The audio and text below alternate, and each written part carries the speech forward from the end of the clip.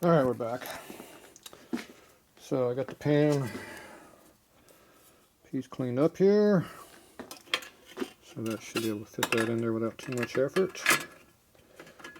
Have to bend it a little bit more, it looks like, probably, to get the right angle on that.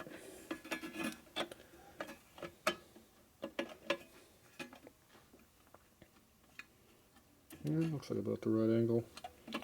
That's why it breaks, probably because it's under a tension load. So if we did that to it, it takes a lot less tension on it now. Fits up a little better now.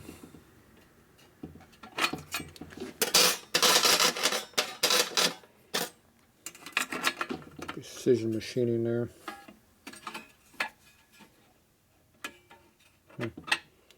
That made it worse, I think. There we go. Precision machining. Alright, those are in there good. This hole is stripped. I'm going to work on that a little bit. Whoa. Case wants to fall over. Okay, so I can't find my racing stuff, so I don't know where my original hardware is at, but it's a 1024 Allen. So I went and found a button head Allen, which I hate, but looks to be the right one. So we'll use that. I'm going to go ahead and heel coil up this hole here, because there's no threads in it. It's hard to tighten a screw up when you have no threads. Okay, supposedly this is actually a 1024. Let's just double check. Never hurts to measure the diameter. 186 is 3/16, and this one here is 190, so it's the same, it's correct size. Alright, let's see what we're going to do here.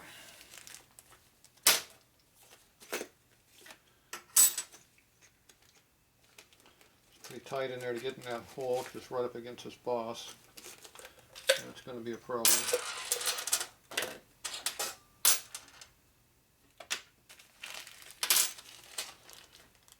Pan head screws. Okay.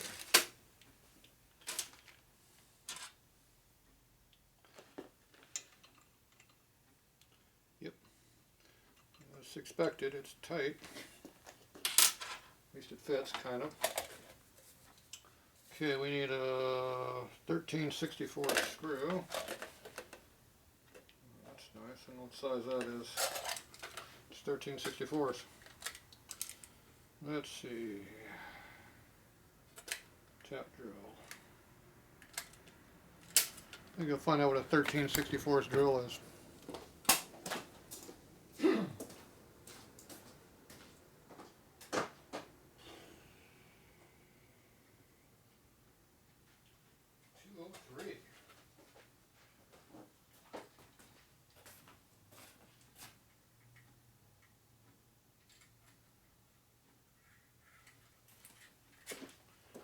That'd be a 203. So it can either be 201 or 204. I'm not sure how good of a job we're going to do. That's under 201. Yeah, about that size right there.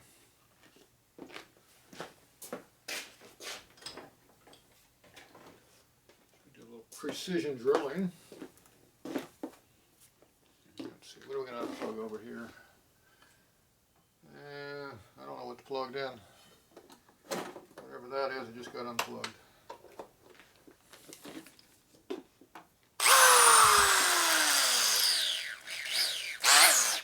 There, we're live. We're in the right part would help.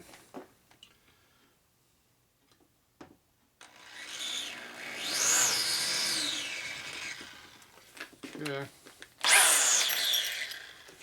She's in there. I knew I was going to drop that at some point. Okay, it's now in. So now we're going to tap it.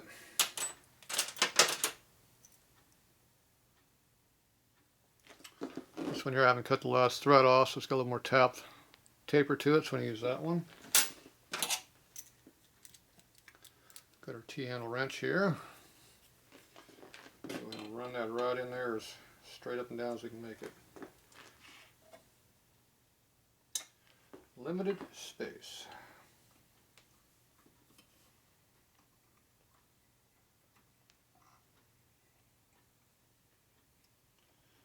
Not sure what angle it's going to go yet, so it's going to find its own angle.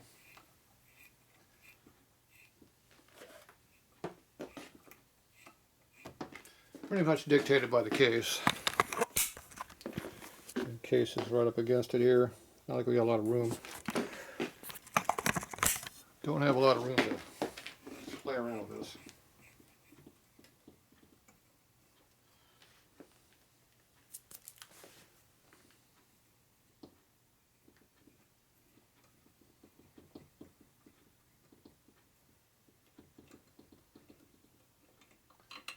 Okay, goes out.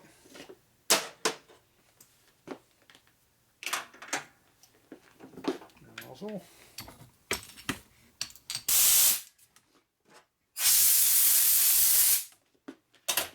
I want to blow the crap in the motor, so I'm going to flip it up and blow it out of the motor.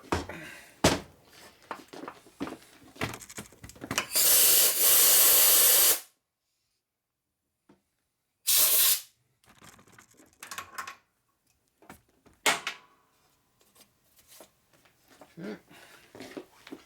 There's a little chips on the floor now. Goes out of the way. Alright. Get that out of your bearings.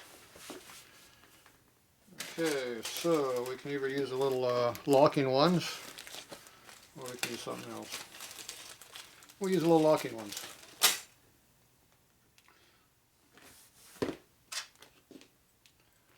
So locking ones have a little pinch in the middle of the thread in here somewhere.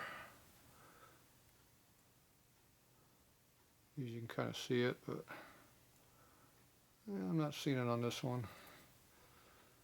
Anyway, the middle two threads are going to have a little bit of flat spot in them. I'm not really seeing it, but they're in there, believe me. Felt something as I went around, but don't see it. But it's in there.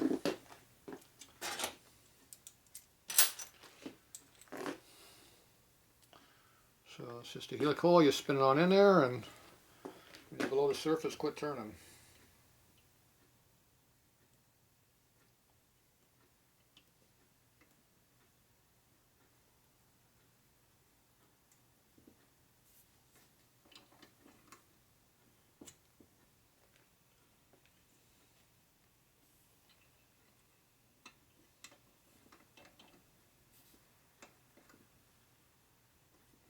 Should be enough.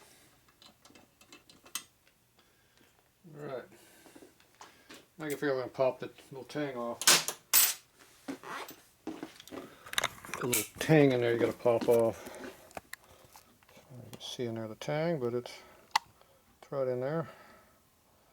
So you can get in the base of the tang and knock her clean out. Whether it's on the inside or outside, I'm not sure which.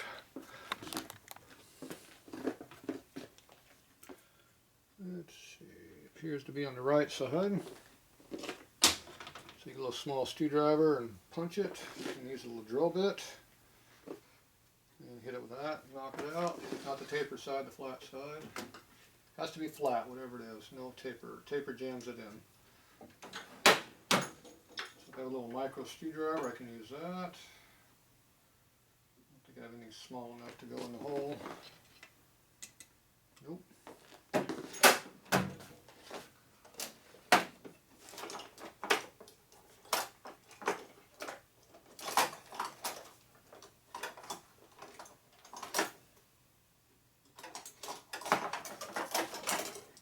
Somewhere over here I got something.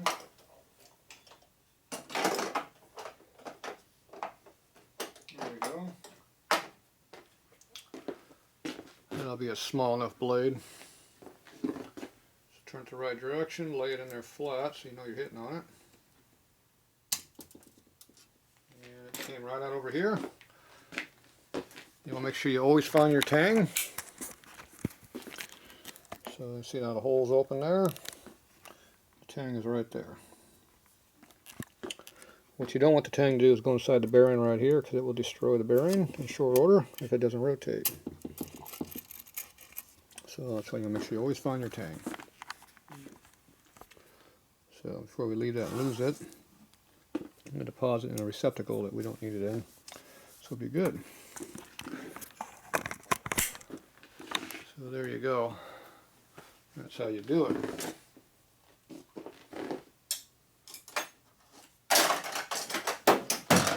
You take your little Allen wrench and make sure it's good to go. Find one small enough.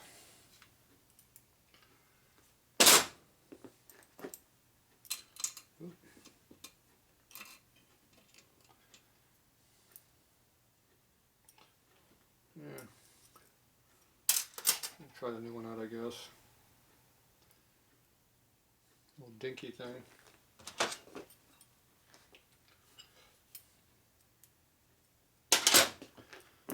Okay.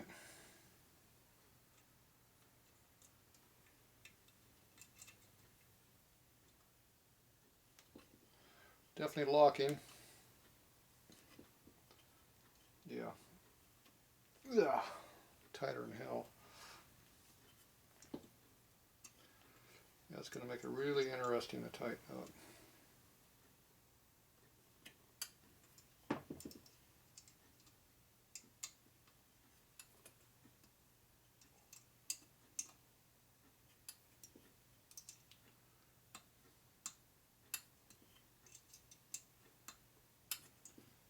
Appears to be going, just very tightly.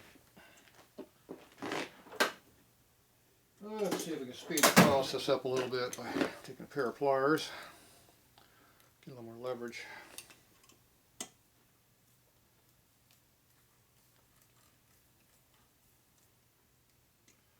Okay, went all the way down. Sticking through pretty far though. So we have to grind that thing down so it doesn't stick through. I don't know if you can see in there, but and there's a tangy that's sticking down. Right in there. Gotta get that out of there. Feels like it's good 1/8 inch thick. So we have to make sure we get rid of that 1/8 inch thick material out of there. We don't want it in there. The crank is going to interfere with it because there's a crankshaft spinning around in there at high RPM. It'd be best not to be rubbing on it.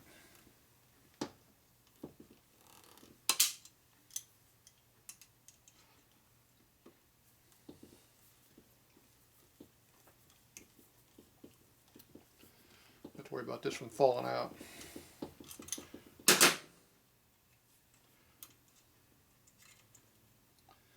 Alright.